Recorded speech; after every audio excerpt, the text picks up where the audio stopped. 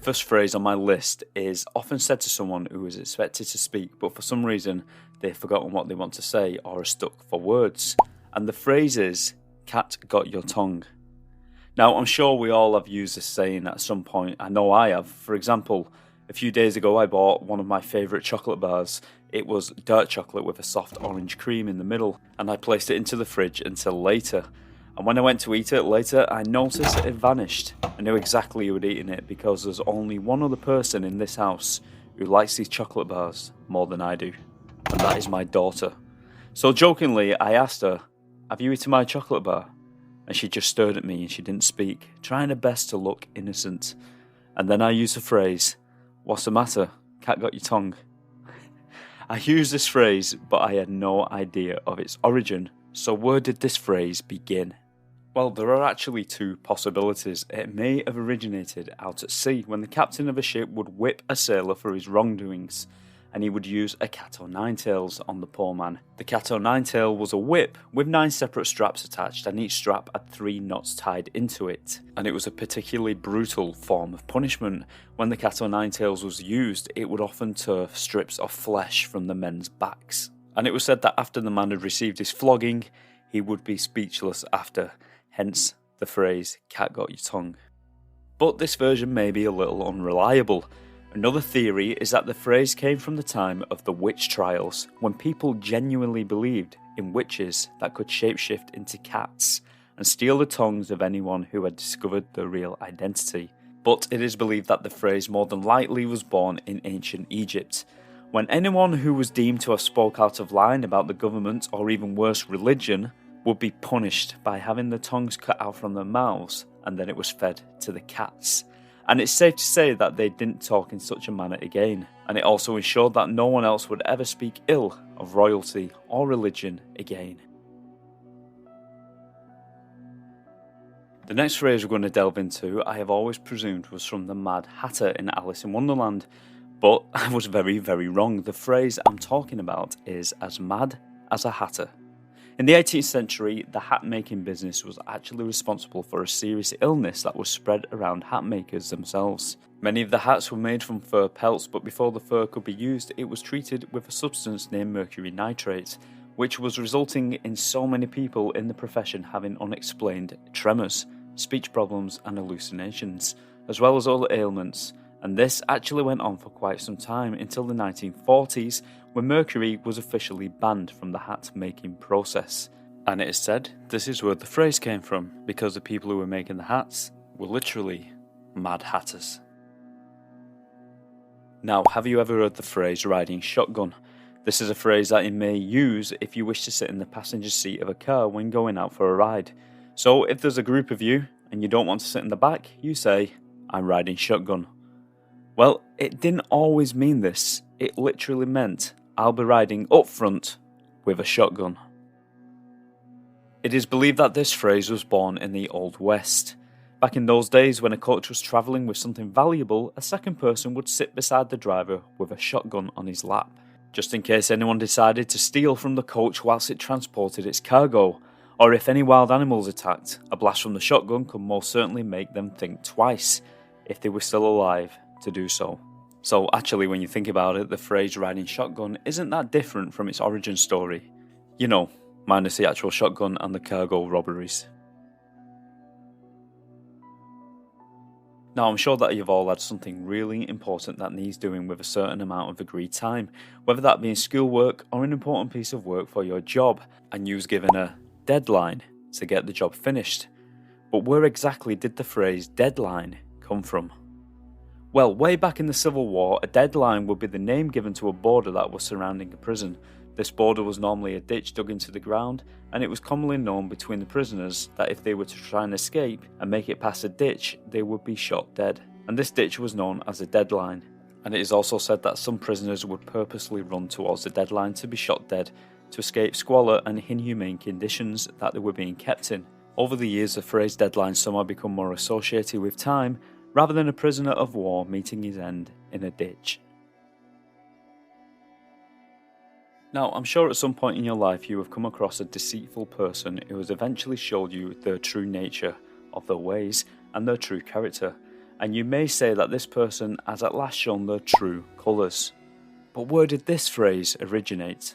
Well, to find the origin of this phrase, we have to once again go back on the high seas when pirates would approach a ship that they wanted to attack. And the way they would do this is by flying a fake flag, a friendly flag, so that any other ship would not fear them. And when the pirate ship come close enough to attack, the fake flag would come down and the pirate flag would go up. At this point, the ship had shown its true colours, so it would seem that the phrase has actually held on to its true meaning. Well, in a way.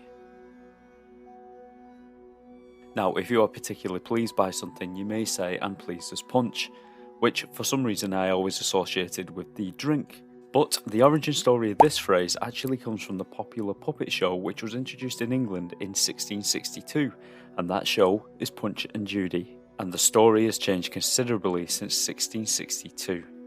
In the show's early days, the story that was portrayed by the puppeteers was a very dark and morbid tale that was thought of as entertainment. In the very, very early versions of the play, the character Punch would either mistreat or even kill his baby, and then go on to kill his wife and the police officer, and then cackle with glee while saying, "That's the way to do it." And so back in those days, if you just so happened to be very, very happy, people would say that you were happy as Punch in the play Punch and Judy. And that is where it is believed the phrase "happy as Punch" has its dark origins in the very traditional play that can still be enjoyed today, but without the murder. Now, have you ever heard the phrase "paying through your nose" for something? It's definitely a strange one. For example, say that there's a certain item on eBay that you've had your eye on for some time, and you really do not want to miss the opportunity to win this item. So you end up paying a little bit more for it. Some people might say that you were paying through your nose for it. It's definitely a strange one, and the possible origin story of this phrase is even stranger. The phrase may have come from way back in the 9th century when the Danes invaded Ireland and imposed a tax on the people, and if the Irish did not pay their taxes, a very cruel punishment would be inflicted upon them. Historically, this is now known as the nose tax, where the Viking intruder would take his sharpest blade and slit the nostrils of the tax dodger all the way up to the eyebrows. This created a nasty reminder of what happens when you don't pay, and a warning to everybody else. They were literally paying through their noses.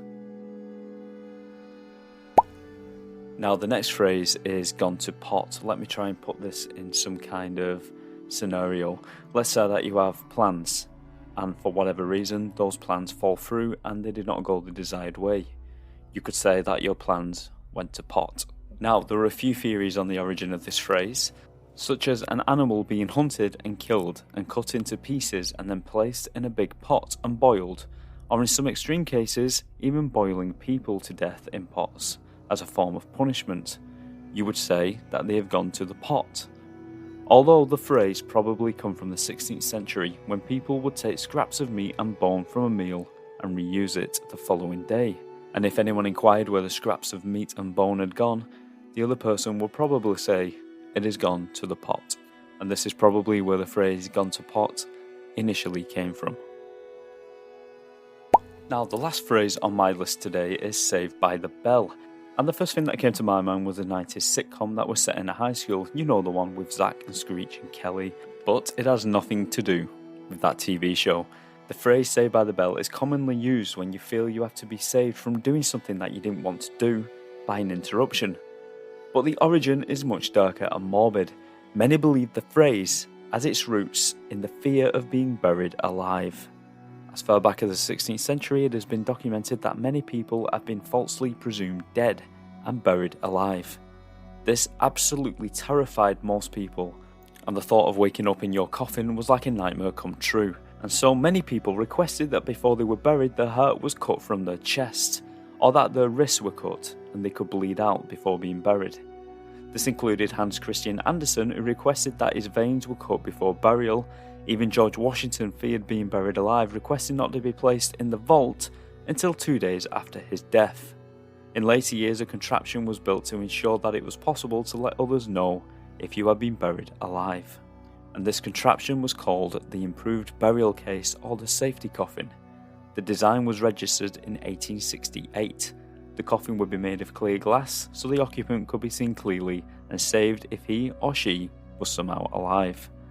As well as this, there was a string inside the coffin that ran from piping which ran to the surface and was attached to a bell, and if for some reason the person was not dead and they woke up buried alive, they could simply pull the string and the bell would ring 6 feet above the fresh soil, alerting anyone who just so happened to be passing by and resulting in the person being saved by the bell.